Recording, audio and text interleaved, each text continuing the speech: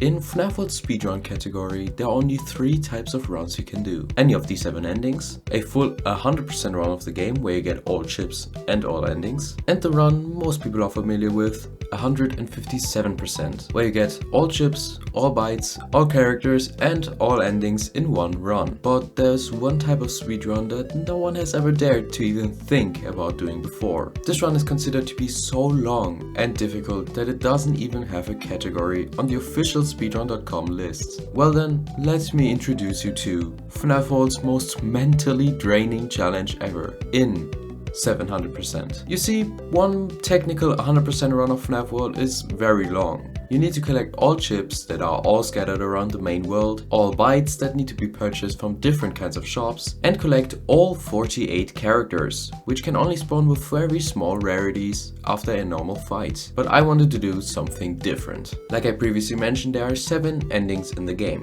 So, similarly to Security Breach's well-known 600% category, 700% was getting 100%, but 7 times. With one different ending each time and a complete restart after. So all characters again, all bytes again, and all chips again. And that 7 times over. If you take what could be a 3 to 4 hour run and multiply that by 7, you'd get what could be a 21 to 28 hour run. On top of that, you also need to complete the fishing minigame once in getting the shiny pearl and buy every armor set in the game, which means you need to collect 32,000 fast tokens in all 7 runs. That's 224,000 fast tokens altogether. And finally, on top of all of that, I forced myself to do all of this without taking a single break. So, no going to sleep to finish the run or any of that. This run has single-handedly ruined my entire enjoyment for FNaF World. So, I hope you enjoy my descent into madness with FNaF World's longest speedrun ever. 700%.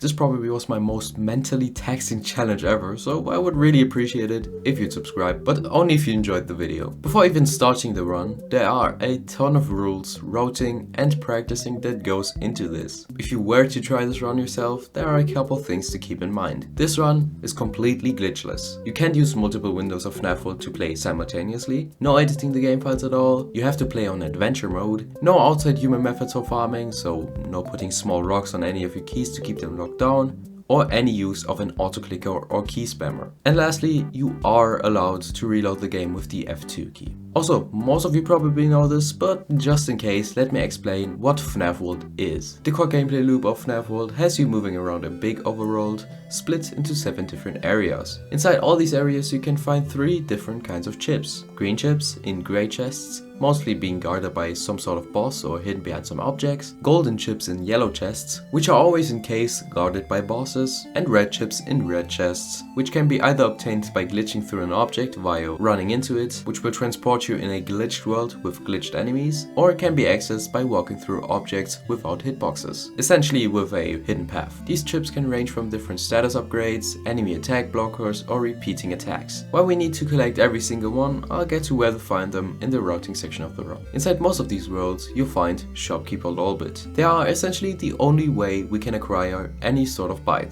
Aside from buying every byte, these aren't really relevant to the run. Most of them are just little helper bots there to either help your defense or attack stats by floating over your head during a fight, either healing you or damaging enemies. To buy all of the bytes, you need roughly 21,000 fast tokens. The other NPC, Mendo, is only seen in World 1. He'll sell you endo or armor upgrades which greatly raise your defense. Again, aside from buying them, not too relevant. This is when we need to spend the rest of our fast tokens, because buying all of them will cost you almost 11,000 fast tokens. Then throughout any part of the overworld, there's a chance for a random enemy encounter to happen. These can only appear if you're moving though, similar to classic RPGs. If that happens, you get into a turn-based fight where your 2 parties made up of 4 characters each can attack the enemies you're encountering. Or you can just run from the fight. If you choose to fight, each character has 3 unique attacks. These can range from dealing damage, for example pizza wheel that hits all enemies, known as an AoE attack, single target attacks like bite, or insta-kill attacks like unscrew or escape key. Status effects like jump scare that stun the enemies, and finally there are healing or attack buffs like the cupcakes or the mimic ball that repeats your recent attack.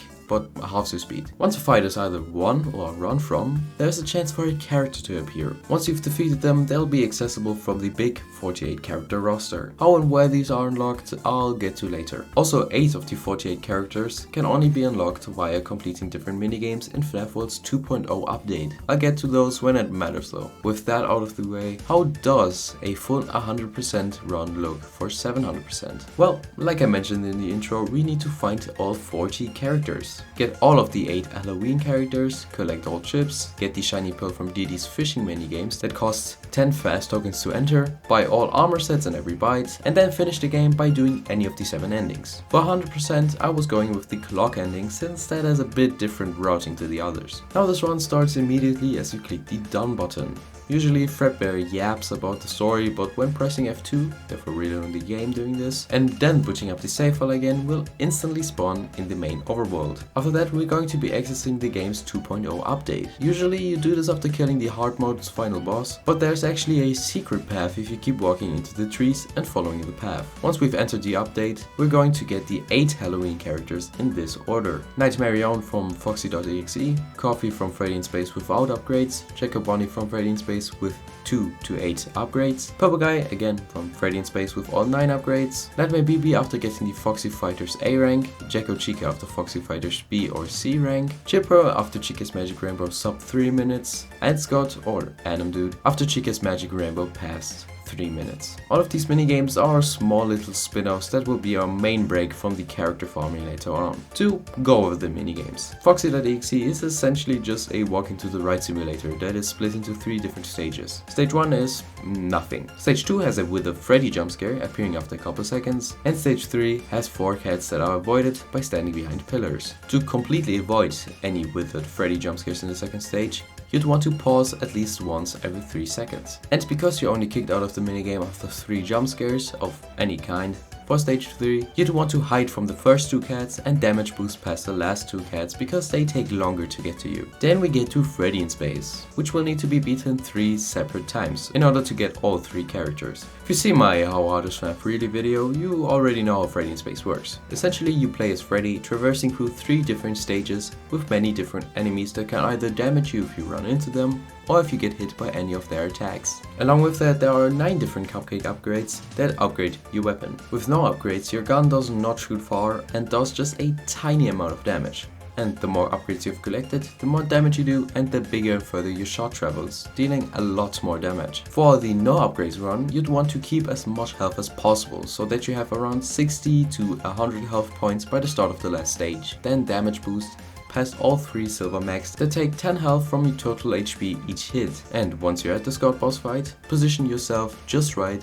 so that Scott can't hit you with either both his hands or his lasers. Now you can only get hit by the laser that goes left to right, shooting a few shots every 1 to 2 seconds. With no upgrades, you'll probably lose 20 to 30 HP during the boss if you don't spam your gun fast enough. So taking your time traversing the map is better than rushing through and losing health during it. Trust me, I've learned from that.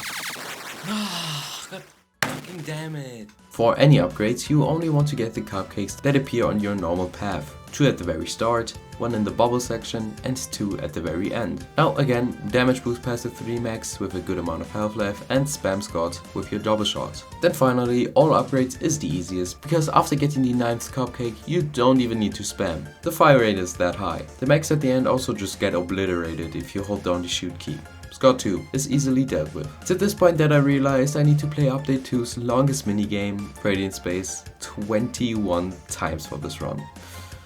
Oh boy. Moving on to Foxy Fighters, which is arguably the worst minigame in my opinion. Essentially it's just a side-scrolling shoot 'em up minigame that's similar to old rail shooters or arcade style flight shooters like Star Fox. Essentially Foxy auto-scrolls across the screen while you control his movement and shots. 3 other members also join you here, but they don't do a whole lot, I'm gonna be honest. In Foxy Fighters there are multiple weapons that all differ in damage output. The normal shooter you start with, the spread shot, the tracker shot, your normal shooter but with a way faster fire rate, and finally the laser, which has by far the highest DPS or damage per second. So ideally, and especially for the A rank, you'd want to go with that. Problem is the laser stops shooting if you're moving, so try your best to stand still and only move slightly. The game also consists of 4 different waves with 3 types of enemies. The bugs, who don't really do anything, the reds who have 1 tracker shot every couple seconds, and the wood chipper who has 3 normal shots that shoot straight every couple seconds. Ideally you want to get the A rank first by getting 150 kills and kill the final boss with either 30, 29 or 28 health, and then get either the B or C rank by getting anything below that.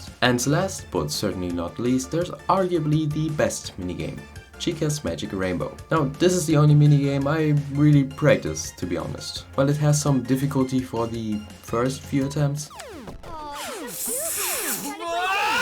it's rather easy and, do I say, fun if you know the triggers. It's basically a rage game that revolves around trial and error with a totally cool and not annoying rainbow. So there are 6 different objects that can kill you in this minigame. The flower that shoots in all cardinal directions, the rainbow lasers that shoot in the bottom 5 cardinal directions, butterflies that shoot yellow lasers straight down, spikes that quickly shoot up and quickly go back down once you hit the trigger, logs that spawn at the right side quickly moving to the left that can be dodged by jumping over them, and finally the rainbow's eyes who roughly spawn in groups of 2 every 0.5 seconds and go towards your exact location once a new pair of eyes spawn. Now, like you've probably noticed by now, the whole game revolves around different attack triggers for each object. Like I said, once you play this game enough, it really isn't as hard as you think. Again, ideally you want to get a sub 3-minute character first, but if you can't, don't worry, just don't fail. Oh yeah, you fail the minigame after either dying around 30 to 35 times, or if you turn the voices off. And that covers all of the 8 Update 2 or Halloween characters. While it may seem that these characters are absolutely annoying to get, it really is a breath of fresh air after farming characters for hours upon hours. Now, since we finally got all 8 characters, it's time to talk about the clock ending's main routing. If it isn't obvious, immediately after you've gotten the last character, you'd want to press F2 to reload the game and re-enter your save file. Select Nightmare Yawn, Scott, Jacko Bonnie and Jacko Chica for your first party and the rest of the Halloween characters for your second party. Essentially, all of these Halloween characters are dead OP. They have certain attacks that deal a ton of damage, like Fourth Wall that usually does 4,000 to 5,000 damage, Busso, which has the chance to either do no damage or 3,000 to 9,000 damage, and Jacko Bombs where Jack-o'-lanterns fall from the sky. Those homemade pies sure look good. Oh, these aren't homemade. They were made in a factory. A bomb factory. They're bombs. Oh. You get the idea. Now, once you're back in the overworld, go talk to Fredbear, but don't press the done button after he stops talking, but wait until 8-bit Fredbear appears. He's a character who tells you where all the clock locations are. Throughout the entire 100% run, you never want to click the done button, because if you mess it up, the clocks won't appear, which will result in you being unable to get the clock ending entirely. For the rest of the runs, feel free to skip all this though. Either way, the first clock is on the right side of World 1. Before reaching the clock and completing its minigame though, you'd want to go through the glitch tree and activate the switch shortcuts to World 2. But don't go and talk to Fredbear just yet. Instead, find and complete the clock minigame by putting Balloon Boy in his box. Now is a good time to mention that we won't fight any enemies in this run whatsoever. Usually you'd fight these enemies to gain XP and level up your characters, but we will instead run from these fights. To help with that, we want to get the Run Luck chip as fast as possible. Since running isn't always guaranteed, that chip increases the chance of you running from a fight greatly. But before actually collecting that chip, we need to collect the second clock in World 3 and the third clock in World 3's mine. Now, as soon as we get the Run Luck chip, we can fully clear the previous 3 worlds. That means getting the Head Start Defense, Speed and Strength chips, and both Ever Comet Weak and Quick Start Party for the default chips, Endless Speeds, also gift boxes, and Ever Comet Strong for the golden chips, and lastly the 2 red chips by glitching through objects, Auto Shield and Block on Screw. Now get the 4th clock with the middle number combination and ideally get the Endless Speed and Endless Strength chips in World 4's mine. Then unlock the shortcut to World 5, get the Auto Mimic red chip by again glitching yourself through a gravestone. Finally, Block Jump Scare and Frail Fury are the last 2 chips we collect before getting Find Characters, which is the absolute GOAT for this run. Essentially, this chip increases the character spawn rate greatly. More on that in a second. Finally, we get the 2 red chips, Pizza Fury and Fraddle Fury via 2 secret ways. Now, just before fighting Browboy, you should check that you only have 2 chips left, which both can be found in Pinwheel Funhouse. Auto Regen right before entering it, and Counter Bite via another secret way inside Pinwheel Funhouse. With all those chip locations out of the way, equip Run Lock, Find Characters, Endless Speed, and Auto Shield. Collect the final and 5th clock and now be ready to absolutely turn your brain off. and farm both gold endos and the rest of the characters. All in all, we need to farm 32 golden endos, since they always drop 1000 fast tokens after defeating them. You see, gold endo can only spawn in Pinwheel Funhouse. Problem is, once you've killed him, he then disappears for 10 to 20 minutes because the game sees him as a boss. And most bosses usually spawn within that time frame. Thankfully, reloading the game respawns all bosses, so we won't need to spend too much time on him. I don't really know what his exact spawn rates are, but like every other boss, his fight can even start while you're standing still. Unlike enemy encounters who can only appear if you're moving. So if you have all characters and only need to grind gold endos, you can keep semi-reloading the game to trigger his boss encounter. Semi-reloads, as I've called them, are triggered by going into either the character,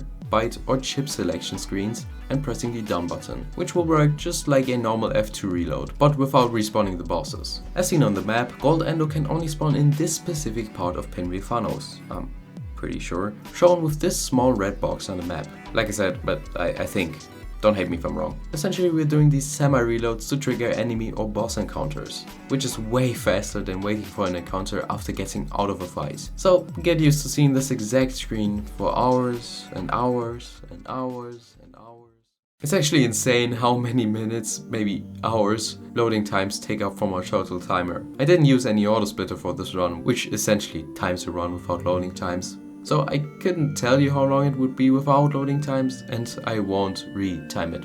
Thank you very much. As for character farming, there's always a chance for an enemy to appear if you're walking, like I previously mentioned. What I didn't mention though, is that some characters can only spawn in certain locations. In this graph DJ Sturf made, you can see that, for example, in Fazbear Hills or World 1, only BB, JJ, Phantom Freddy, Phantom BB, Phantom Chica and Phantom Foxy can spawn. The rest of the characters cannot. In World 2, all of the previous characters have a chance to appear with the addition of Phantom Angle and Withered Bonnie. World 3 adds Withered Chica, Withered Freddy and Withered Foxy. World 4 Shadow Freddy, the Puppet and Phantom Puppet. And as you can see while I'm cycling through these worlds, all of the odds of a character encounter change every time. And that goes for every single world up until Pinwheel Funhouse, which is where my 3 worst enemies have a chance to appear. As you can see, Nightmare only has a 1.15% chance to appear after a fight, Fredbear a 0.77% chance, and Spring Bonnie a 0.38% chance to appear after a fight. What makes this even worse is that the game does not rule out characters you've already collected. So, for example, let's say I already have all characters except for Nightmare. Now after a fight, the game can still roll the odds for Fredbear to appear even though I already have him. Since I already have him and the game chose a Fredbear encounter, nothing happens. You see where I'm getting with this? This and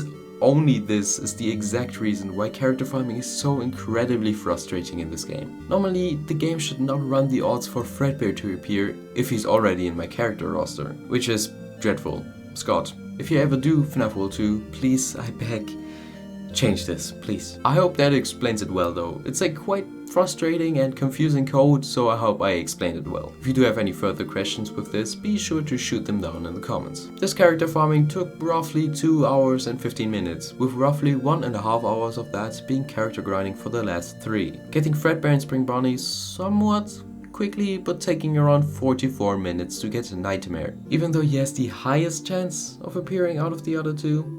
But whatever. Now after you've collected all characters, we need to finish the run. For the rest of the clock ending, we need to go through the glitch after talking to Fredbear, collect the master key after killing Pork Patch, and finally accessing the ending after opening the lock at the top of World 4. But don't go in there yet, you still need to buy all 3 armor sets, complete the fishing minigame if you haven't already, and finally buy all 21 bytes from the 7 lolbit stores. And then you're done with 100%. Now the fun really begins. After getting the clock ending, the reality of the situation set in. I don't know why I do this, but whenever I'm doing something that takes a long amount of time, be it completing a challenge, editing a video, or sitting in school, I always think about, okay, this took X amount of time. I have to do it 6 more times, so it's around X times 6 amount of hours left. And when I saw that one run of this took 3 hours and 40 minutes, and I have to do 6 more runs, this challenge will take around 26 hours. Now, I'm not someone who can stay awake for that long, I'm gonna be honest.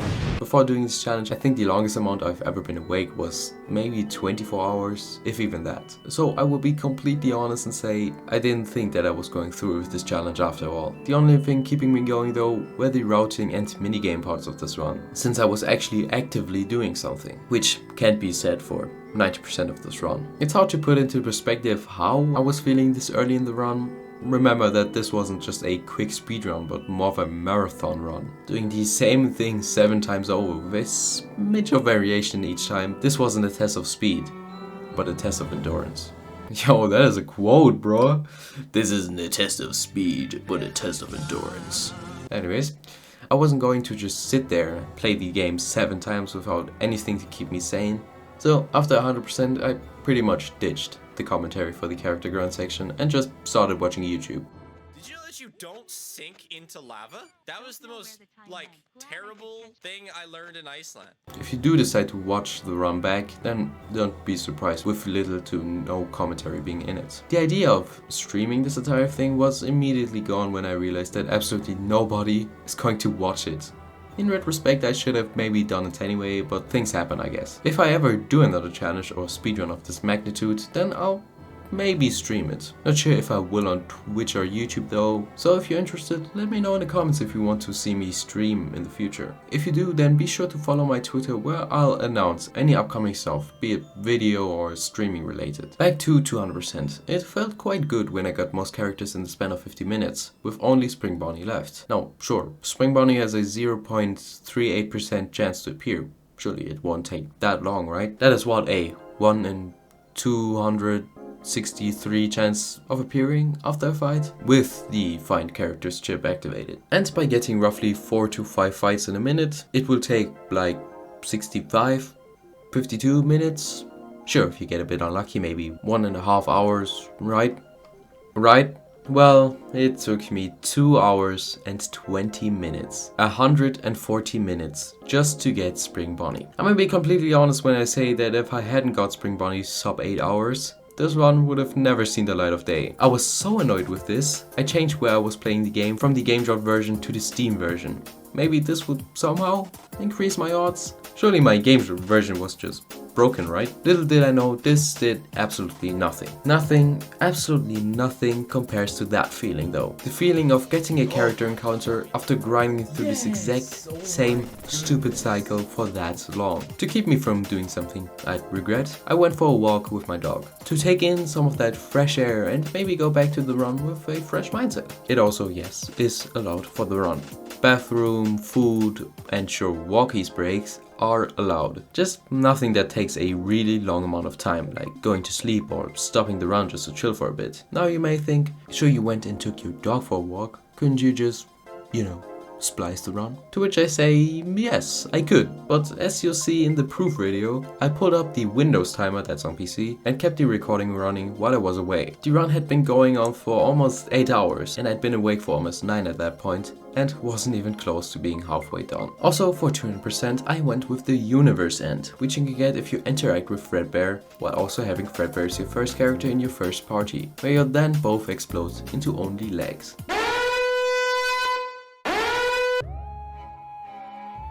Grinding through 300% with a fresh mind was actually not too bad. I breezed through all the mini games like it was nothing and started grinding characters within a record time. I even made myself a quick snacky since I haven't eaten in like 9 or 10 hours at that point. Little did I know I had another 2 hours and 20 minutes of character farming before me, with only the voices to keep me going. YouTubers' voices, guys. Chill. I'm not insane. Yet. While other gaming challenges I did previously, like beating Elden Ring's hardest boss, Concert Rodan, took me about 4 to 5 hours, which may seem like a lot, but you're actually actively doing something for that amount of time. In this example, you're learning from your mistakes and you're learning the boss's movement patterns and punish windows. Well, nowadays I can quite easily kill him within a couple attempts. In comparison, in FNaF World, all I'm doing is playing a couple minigames, going the intended route, and then I just sit there for hours and hours and hours, doing the same thing the entire time. No amount of practice makes this run take less time. It all depends on RNG. Let's take Dark SR's world record run for example. I only took 41 minutes to collect all the characters except for paper piles and killed all golden endos, which means they literally got all of the rare characters within such a short amount of time. So I thought if I were to get just one run where I'm grinding characters for 40 or something minutes, that would take hours of my final time, meaning I could go to sleep way sooner. But 300% was not the run. After 11 hours of FNaF World, 12 hours of being awake, I hadn't even reached the halfway line of the run. And quite frankly, I wasn't in the best condition mindset wise. Anyways, I ended the run by doing the 4th glitch ending that you can only do inside the glitch object in Pinwheel Funhouse, and said hello to Old Man Consequences. I sure was facing the consequences of my actions. As Scraptrap would say, it was bittersweet, but fitting.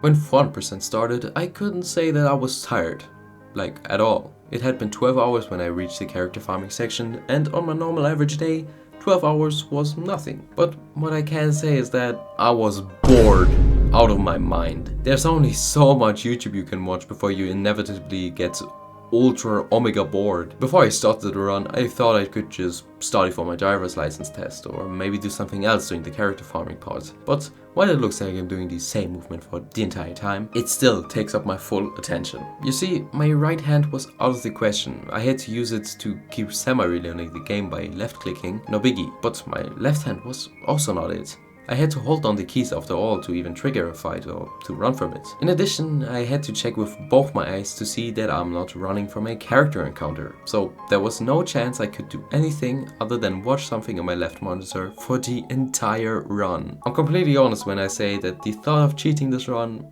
via ignoring the rules started creeping into my mind. I mean, I reached the halfway mark and was already done. There was no way I could do this for what could be another 12 or 16 hours. Getting all the characters after, could you believe it, 2 hours and 20 minutes again was somewhat nice. My god, this seems scripted. There was only one thing I didn't check before doing this run. You see, the next ending I went for was the security owl ending. You can only access after finding all 4 switches via the master key. Now, good and dandy, in hard mode I can fight the security owl and get the trophy, right? You sure can, but I wanted to do something different. You see, in normal mode, if you kill the security owl and try to fight Scott, the game ends. You cannot fight Scott, and you get the security owl ending. So I thought I'd just do that then. Bosses have less health, you can still get all characters, and get the official security owl ending. It's fine, right? Well, what I didn't check prior to that decision is that Gold Endo does not give you 1000 tokens in normal mode, but only drops 500, and only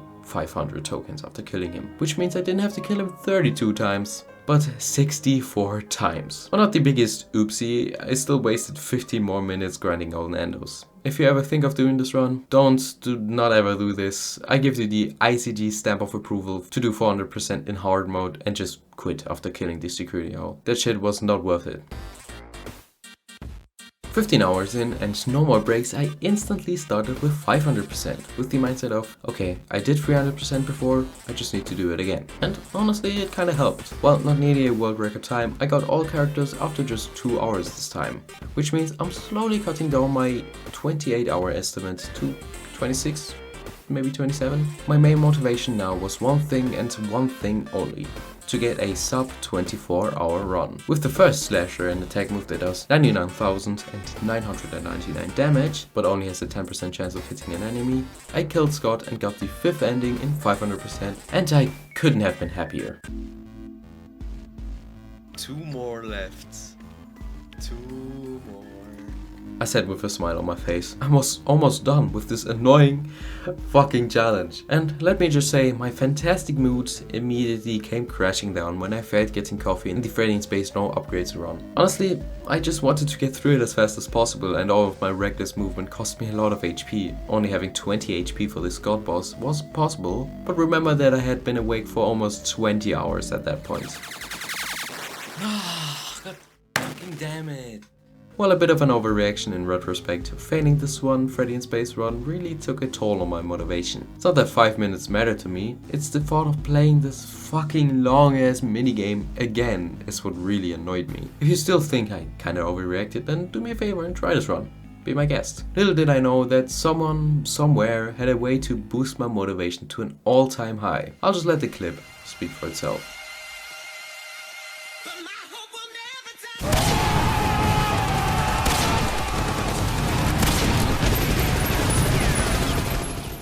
I literally got all of the characters within 57 minutes. I'd only gotten around 17 or 18 gold endos at that point, which meant I had to grind 15 or 14 more, but honestly I didn't care at all. This is where the beauty of FNaF World's RNG comes in. Don't get me wrong, it's fucking off like you can gather from the last few runs, but getting such good RNG about 15 minutes slower than the world record was an incredible feeling. I won't ever sit down and grind 157% or any runs like that, because quite frankly, 700% ruined it, but that feeling will probably never be topped. After roughly 25 minutes of gold endo grinding, I had only one boss left in FNaF World's original version, Chipper's Revenge. For Chipper's Revenge, you need to collect the Master Key and enter the cave in World 4. Then go through this tiny part on the map and walk to the left. You know you've got him when you hear a click sound, signaling that you've opened the door to his boss fight. For Auto Chipper, I recommend using this layout of characters. On number 1, Coffee for gift boxes, number 2, Purple Guy for Slasher, number 3, Funtime Foxy for gift boxes, and number 4, Jacko Bonnie for Slasher. As for bites, I only really recommend Endless Speed and Cursed Status, maybe even auto gift boxes, but that's not necessary. You see, Chipper's Revenge has around 100 to 200,000 HP, which means you'll need to hit about 2 slashers to kill him. He will also insta-kill any characters you have, so spam those gift boxes, since they revive any of your fallen comrades immediately. Once you've hit him with 2 slashers, you know that it's time for 700%. This was it. Foxy.exe for final time. Freddy in Space one last time. Foxy Fighters one final time. And Chica's Magic Rainbow one last and final time. After getting through the entire route for the last time, I knew I only had to grind characters. To keep a sanity check in every run, I tried remembering Shadow Bonnie's true name, RxQFSFASXC. If you're curious on how that went, here you go. What was his name? RxQFSFASXC. Oh, RxQFSAFSXC. Oh, RxQFSAFSXC. You know what it's time for? RWQFSFS. Oh, sure. RWQFSFASXC. You know what it's time for? RWQFSFASXC. I thought that could be a link with FNaF VR. A final time?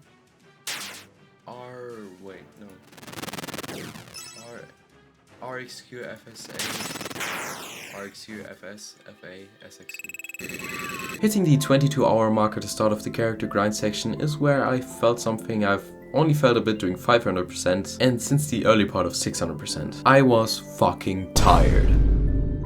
While manageable doing 600%, it had been around 6 AM and I had been rainbow blasted for hours upon hours. I turned on the nightlight function every Windows computer has, which is supposed to help you from damaging your eyes, and while I do think that helped, this is one of the reasons why you shouldn't try this challenge. All the insane colors, especially doing Jacko bombs, it really started hurting my eyes, which is one of the reasons I stopped using that attack for the rest of the run, even though it's very good. Right now it feels fine again, but during the end of this run, my eyes did start to hurt. In addition to that, I started listening to Dorko's Fazbear Fright recaps, and while that did entertain me, holy shit, I was gone. This is one of the reasons I didn't use facecam for this entire run. I couldn't care less of people knowing what I look like, but I was sunk into my chair. My eyes were slowly closing each time I didn't encounter a character for a certain amount of time. And when I say that my body was slowly going into sleep mode, I knew the run was almost over. Remember when I mentioned how I thought about splicing the run? Editing 2 clips together to make one run? Well, doing this and partially doing 500%, while I was character farming, I checked if I could somehow, some way change the game files to increase spawn rates. I'm not kidding. After so many hours of legit runs, I thought about giving up and cheating, but I didn't. A glimmer of hope appeared when I saw a new character, then another, and finally only one character was left. Nightmare. The one character that had come to haunt me in 100% was the one character to say goodbye in 700%. Oh, yes, okay. Yes, yes, oh my god, yes. can finally continue.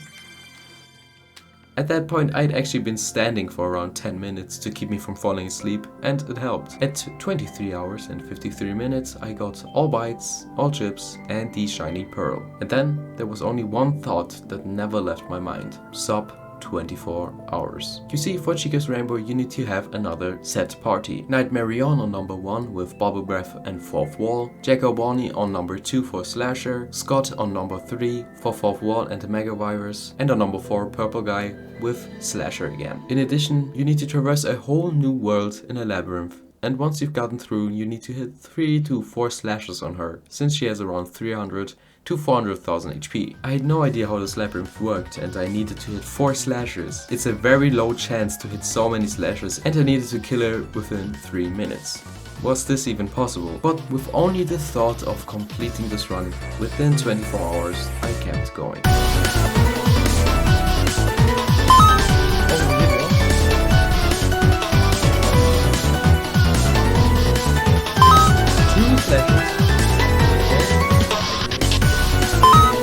Oh, that's 3.